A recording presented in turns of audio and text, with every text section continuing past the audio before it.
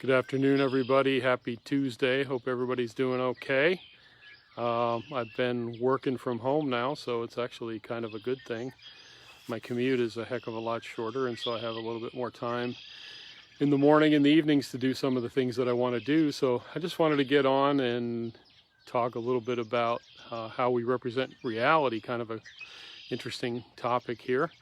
But the topic really is the map is not the territory, and the reality is that we don't actually have a clear 100% representation of our environment of reality. We actually take in the world in various ways, and then we have other filters that we apply. So I wanted to sort of talk through that with you so that you could understand some of these filters and some of the limitations we have when we make our representations of the world, because at the end of the day, the tool that you can use, or the strategies you can use, is to expand your map and to realize some of these filters and limitations so that you can overcome those limitations and enrich your map, right? So first of all, the things that we focus on is really what we take in, right? So right now, I'm standing here, and if I don't focus on it, I don't really feel the wind, I don't really feel the cool air. But if I do focus on it, then I can start to feel it on my hand, I can start to feel it on my face. When I get absorbed in something else and I focus on, leaning against this deck, or focusing on the camera, or, the fact that it might be moving a little bit, then I forget about some of those other things that are going on. So our focus really directs what we take in. And that's one of the main ways that we take things. That is the main way that we take things in, is through our five senses. And so the analogy that I would use, or the metaphor, would be for an aircraft, right? So an aircraft might have a radar, it might have forward-looking infrared, it might have a GPS system, and those are analogous to our senses. So we have sight, hearing, touch, we can taste, and we have our gustatory senses, right, and smell. So those are the ways we take in the world, and if we're not focused on one of those, then we limit that input, right? So just as an aircraft that doesn't have a GPS may not know where it is, if you're limiting some of the things that you're taking in your environment, then you are not fully taking in the world, right? So one of the other constraints we have is our social constraints, right? So we have some agreed to way that we view the world. Culture is really invisible, so we don't really see it a lot of times. But there's all these constraints and filters that we apply as we develop our map of the world.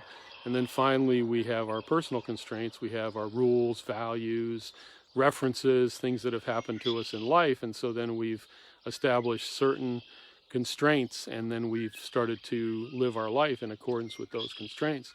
And what I'd offer to you is the way to grow, the way to expand, the way to make real changes. Hey Craig, how's it going? Talking a little bit about our map of the world and how we don't actually represent reality with 100% fidelity, that there's a lot of limitations, right? So what I'm suggesting is that there's ways to overcome these limitations, and one of the things you can ask yourself, there's really a lot of power in questions. And through questions, we make certain assumptions, we make certain presuppositions. So for example, instead of just going along, you can ask yourself, what else can I focus on? So if I'm saying, wow, I'm really, not happy with the way things are going, the stock market's down, and I lost some money, and now I've got to, be quarantined or something. Well, what else can I focus on?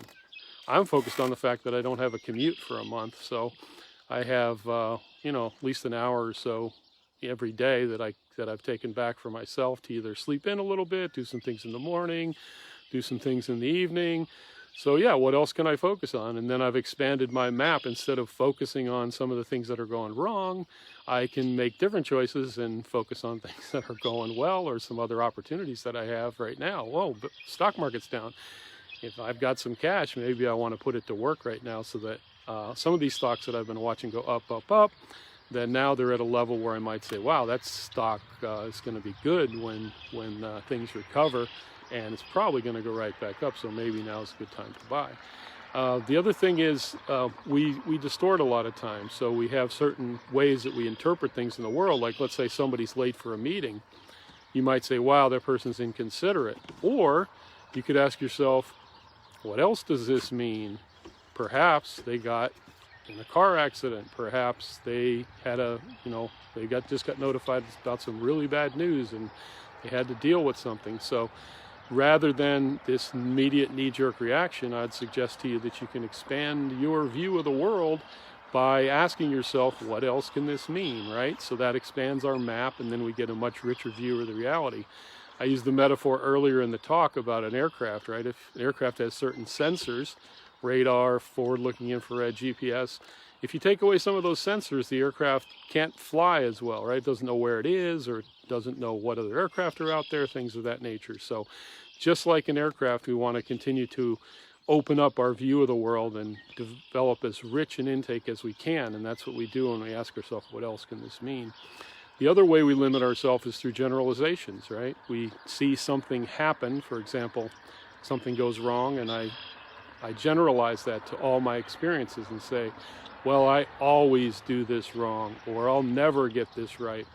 Whenever we use words like always, never, things like that, those are generalizations. We want to really be careful about generalizing one result to all our experiences. So I talked a little bit ago, a few days ago maybe, about outcomes, and I would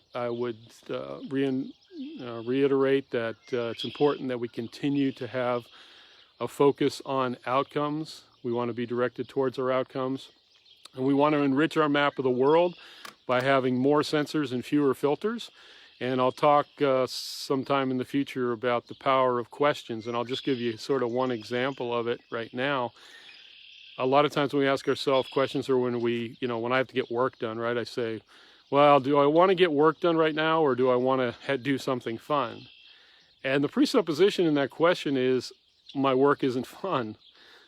Or, like, do I want to work out, or do I want to have fun, right? And the presupposition again is, well, working out can't be fun. And so maybe a more powerful question would be, how can I get this work done and enjoy the process?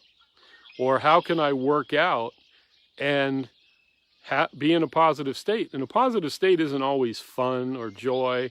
There's other positive states like determination, fulfillment, pride in accomplishment. So knowing that we're not just limited to this next 5 minutes, well, I really don't feel like working out. Well, how good am I going to feel when I work out? If I ask myself a different question, then I can get a different result and expand my map of the world. So wanted to share that with you today because ultimately what I'm sharing with you is a lot about process rather than solving one problem at a time. If we change the process, we can basically solve many problems at once. So it's basically a process over content kind of suggestion. Yeah, it's solving it at the systems level. So anyway, I wanted to share that with you. It's a little bit deep maybe, but what's not deep is how beautiful it is out here. So just a beautiful day. The birds are chirping. We saw some robins the other day, so it looks like spring is coming. And I hope spring's coming wherever you are, and make it an outstanding day. So make it outstanding, and we'll see you guys soon.